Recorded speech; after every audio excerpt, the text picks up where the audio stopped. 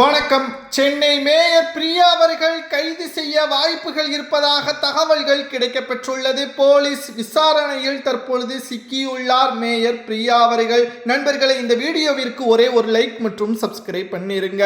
திமுகவின் ஆட்சியில் மேயராக சென்னையில் ஒட்டுமொத்தமான முறைகேடுகள், பண மோசடிகள், இன்று வரை சொத்துக்களை காட்டாமல் பல்வேறு சர்ச்சைகளிலும் தற்பொழுது சிக்கியுள்ளார் மேயர் பிரியா அவர்கள். திமுக ஆட்சி கலைக்கப்பட்டு தாவேகாவின் ஆட்சி பொறுப்பேற்று கிட்டத்தட்ட 44 நாட்கள் ஆகிவிட்டது. ஆனாலும் இன்று வரை முதல்வரை சந்தித்து வாழ்த்துக்களை தெரிவிக்கவில்லை. வாழ்த்துக்கள் கூட தேவையில்லை. சென்னை மக்களுக்கான நல்ல திட்டங்களையும் மேம்பாட்டு திட்டங்களையும் பேசவில்லை.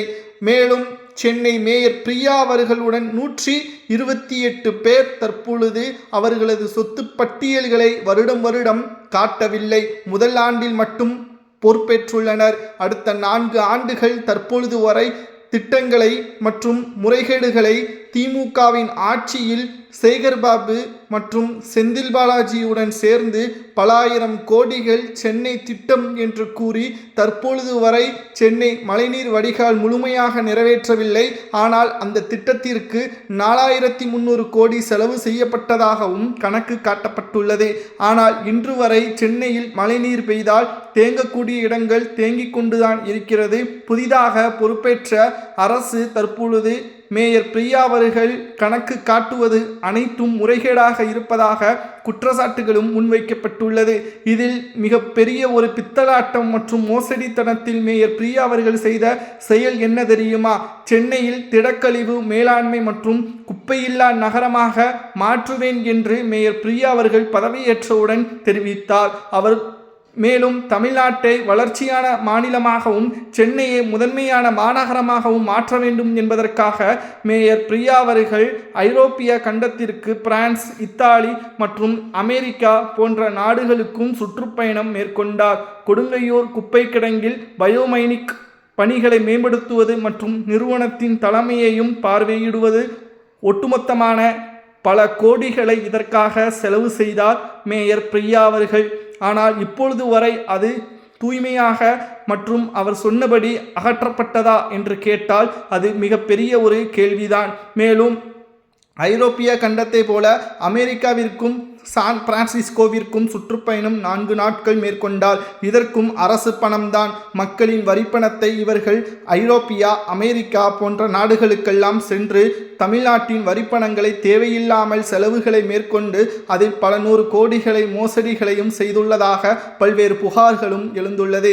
இத்தாலியில் உள்ள திடக்கழிவு சேகரிப்பு மற்றும் மறுசுழற்சி நிலையங்களை நேரில் பார்வையிட்டு ஆய்வு செய்தார். இத்தாலிக்கு போய் ஆய்வு செய்த மேயர் பிரியா அவர்கள் சென்னையில் பல்வேறு இடங்களில் இன்னமும் கழிவுகள் அகற்றப்படாமலும், மக்கள் சுவாசிக்கக்கூடிய காற்று தூய்மை இல்லாமலும், குழந்தைகள் அவதிக்குள்ளாவதும் அவரது காதுக்கு செல்கிறது. ஆனால் அதையெல்லாம் அவர் பொருட்படுத்தாமல் குத்துவிளக்கில் நான் தான் முதலில் ஏற்றுவேன் என்று, புரோட்டோகால் படிதான் செயல்படுவேன் என்று பேசுவது எந்த விதத்தில் நியாயம்? தற்பொழுது திமுகவின் ஆட்சியும் கவிழ்ந்துவிட்டது. மேயர் பிரியா அவர்களும் வசமாக சிக்குவார் என்று பல்வேறு அரசு உயர் அதிகாரிகள் தெரிவித்துள்ளனர். இதனால் மேயர் பிரியா அவர்கள் என்னதான் செய்வது என்று தெரியாமல் தற்பொழுது சொத்துக்களையும் கணக்கு காட்டாமல் தற்பொழுது வரை இருப்பதால் முதல்வர் விஜய் அவர்கள் போட்ட கையெழுத்தால் உடனடியாக இந்த மாத இறுதிக்குள் சொத்து பட்டியல்களை மேயர் பிரியாவுடன் 128 பேர் கணக்கு காட்ட வேண்டும். அதை காட்டவில்லை என்றால் அவர்களது சொத்துக்களை தானாக அரசை முன்வந்து விசாரணை மேற்கொண்டால் நிச்சயம் அது மிகப்பெரிய ஒரு சிக்கலை, மேயர் பிரியா அவர்களது தலையில் மிகப்பெரிய அளவிலான மாற்றங்களையும் அவரது கைதை கூட உறுதி செய்யலாம் என்றும் தற்பொழுது தகவல்கள் கிடைக்கப்பெற்றுள்ளது. மேயர் பிரியா அவர்கள் செய்தது எல்லாம் சொல்லனால் மிகப்பெரிய அளவில் மக்கள் அதிர்ச்சியடையக்கூடிய வகையில்தான். மேக்கப்பில் இருந்து குத்துவிளக்கில் ஏற்றுவது வரைக்கும் பல்வேறு சர்ச்சைகளில் சிக்கியுள்ளார் மேயர் பிரியா அவர்கள். சேகர்பாபுவுடன் சேர்ந்து மக்களை இழிவாகவும் பல்வேறு இடங்களில் அவமானப்படுத்தும் விதமாகவும் மேயர் பிரியா அவர்கள் பேசுவதாகவும், மழைநீரின் பொழுது மழை இயற்கையுடன் நாம் போராட முடியுமா? என்னதான் திட்டங்களை மேற்கொண்டாலும் இயற்கை என்பது நாம் கனவுக்கு அப்பாற்பட்டது.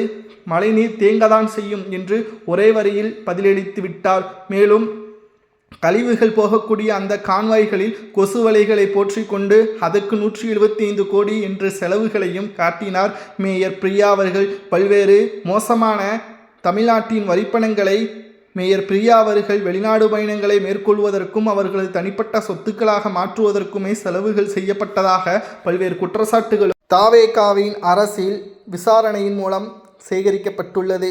திமுகவின் ஆட்சியில் முறைகேடுகள் நடந்திருப்பதாகவும் அதை உயர் அரசு அதிகாரிகள் விஜய் அவர்களுக்கு தெரியப்படுத்தாமல் இருந்ததாகவும் தற்பொழுது IAS IPS அதிகாரிகளை இடமாற்றி திமுகவிற்கு சாதகமான அதிகாரிகளை இடமாற்றி புதியவர்களை நியமித்து ஒவ்வொரு தவறுகளையும் தற்பொழுது நேரடியாக பெற்று வருகிறது என்ற தகவலும் கிடைக்கப்பெற்றுள்ளது.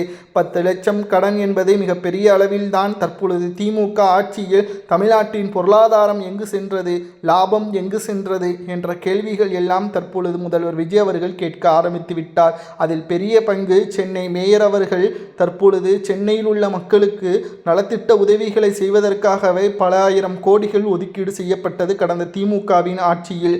அதில் 30% கூட சென்னை மக்களுக்காக நிறைவேற்றவில்லை என்றும் மேயர் பிரியா அவர்கள் தற்பொழுது சேகர்பாபுவிற்கு பயந்து அவர்களது பேச்சை கேட்டுத்தான் மேயராக செயல்படுகிறார் என்றும் தற்பொழுது விமர்சனங்களும் முன்வைக்கப்பட்டு வருகிறது. மேயர் பிரியா அவர்கள் எப்ப வேண்டுமானாலும் விசாரணை வளையத்திற்குள் அவர் சிக்குவார், கைது கூட செய்யப்படலாம். இன்னும் 8 மாதங்கள் தான் மேயர் பதவி பிரியா அவர்களுக்கு இருக்கிறது. நிச்சயம் மேயராக இருந்து கொண்டு இவ்வளவு மோசமான நடவடிக்கைகளை மேற்கொள்வது எந்த ஒரு விதத்திலும் நியாயமில்லை என்ற குற்றச்சாட்டுகளும் முன்வைக்கப்பட்டு வருகிறது. மேலும் திராவிட முன்னேற்ற கழகத்தின் ஆட்சியில் இருந்த பொழுது முதல்வராக இருந்த ஸ்டாலின் அவர்களே உயர்ந்தும் கிட்டத்தட்ட பாராட்டியும் பேசுகின்ற மேயர் பிரியா அவர்கள் அதே இடத்திற்கு விஜய் அவர்கள் முதல்வராக பதவியேற்று கிட்டத்தட்ட 37 நாட்களுக்கு மேல் ஆகிவிட்டது. சரியாக சொல்ல வேண்டும் என்றால் 44 நாட்கள் ஆகிவிட்டது. ஆனாலும் கூட மேயர் பிரியா அவர்கள் சென்று பார்க்கவில்லை. சென்னை மக்களுக்கு தேவையான வசதிகளை பற்றி பேசவில்லை.